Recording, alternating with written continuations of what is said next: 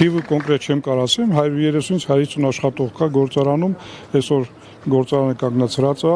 եւ ամբողջ գործարանի աշխատողները մնացել են անգործ։ Ես ինքս այստեղ եմ աշխատում 2024 թվականի սեպտեմբերի 24-ից այստեղ աշխատում եմ եւ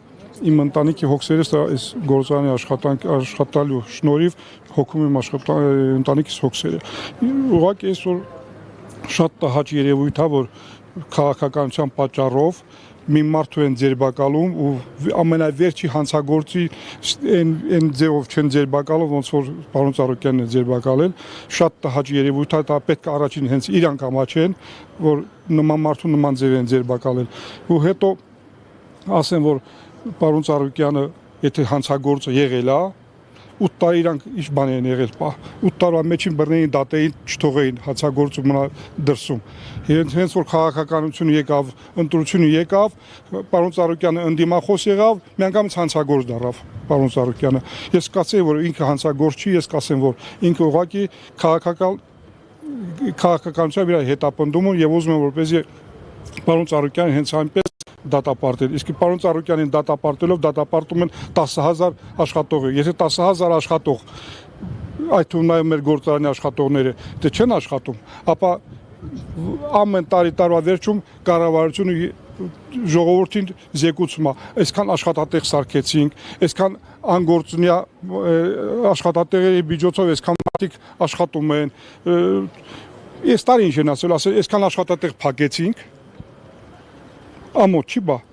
Մենք պահանջում ենք, որպեսզի մեր գործարանի այս կապարակնքած դռները բացեն, մեր ժողովուրդը աշխատեն, մեր ժողովուրդը իրանց աշխատանքը իրաց տները բան, ոչ մեկը չի գնալու այստեղ ուրիշ տեղ աշխատանք փնտրի կամ չի գնալու մուրալու։ Բոլորն ուզում են որպեսզի աշխատեն։ Իսկ մենք պահանջում ենք նաև որ անհապաղ ազատ արձակեն պարոն Ծառուկյանին, որպեսզի դուրս գա ժողովրդին տերություն անի։ Հիմա այս որ Արկադի պարապորտի մեջ ենք, պարոն Ծառուկյանը, էլի ես համոզված եմ, որ կարող է դուրս գա ու այսքանին վարձատրի, բայց որ այդ մարդը չվարձատրի, պետությունը պարտավոր է, այսքան պարապորտի վնասը վերականգնի, ժողովրդին վարձատրի, անելու են իրանք։ Ես կարծում եք կվերականգնի պետք։ Ես չեմ կարծում որ իրանք կվերականգնեն, իրանք մենակ կարող են խլին։ Ես լսել եմ որ ասում են ժողովուրդը տուգանքի մածիրաչին։ Դե այնա սոցիալական բաներ կա, չէ, սոցիալական հարցումներ կա կամ թե չէ, իրանց տվյալները ունեն։ Մի հատ վերցնեն նախկին 10 տարիների ընթացքում ինչքան մարդ Հայաստանում տուգանվալ, հիմա վերցրին 8 տարվա մեջ ինչքան է տուգանվալ։ Եվ 10 անգամ ավելի շատ։ Չի կարելի ժողովրդին անընդհատ տուգանքի մածիրացակալ, բայց անդրոյ տուգանքի մածիրաչում։ Թող այդ մարդուն ազատ արձակեն, ինքը իրան գործերը շարունակի, ժողովրդին նորմալ պահի, նորմալ էլ պահում էր։ Ես ուրիշ բան չեմ ուզում ասեմ, այնքան բան կա ասելու չես կարող մի անգամից մի րոպեի ամբողջ այդ իր կատարած աշխատանքները ներկայացնես, բայց ես մի բան գիտեմ, որ ես Արցախից տեղահանված եմ 23 թվականի սեպտեմբերին տեղահանվելուց հետո մի տարի դռնեդուռ եմ ընկել, ոչ մի տեղ չեմ կարողացել մտնեմ աշխատանքի նորմալ լավ բարի մարդկանց միջամտությամբ մտել եմ ստեղ աշխատում եմ ու շատ լավ կոլեկտիվ է, շատ լավ աշխատանք է, շատ լավ իրանք մեզ շատ լավ ընդունում են 15-20 հոգի Արցախից ստեղ աշխատում ենք, մենք բոլորս տան վարձ ենք տալիս, ուսման վարձ ենք տալիս, հիմա այդ որտեղից պիտի տանք այդքանը, պիտի մի տեղ աշխատենք, որտեղ ուրիշ տեղ էլ աշխատանքի չեն ընդունում մեզ, իսկ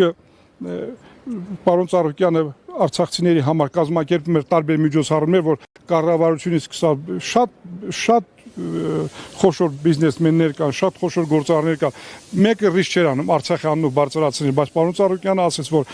արցախցիները պետք է ապրեն Հայաստանում, արցախցիներին պետք է ապրեցնենք Հայաստանում, արցախցիները որպեսզի դուրս չգան, որ հետո Արցախը հետ վերադառնալու ժամանակ արցախցիներին կարողանանք հետ վերադարձնել Արցախ։ Այդ մասին ոչ մեկը չի ասել, բացի ինքը։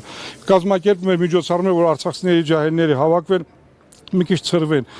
իրավիճակից դուրս գան։ Ոչ մեկը չի, Արցախի դրոշը ոչ մեկը չի բարձրացրել, Արցախի հիմնը ոչ միտեղ չի հնչել, բացի Ծառուկյանի կողմից կազմակերպված միջոցառումների ժամանակ։ Միթե կարելի է նման մարդու, մեծատառով մարդու, որ ամբողջ աշխարհը ճանաչում, նման ձևի վերաբերվել դրա հետ։ Ես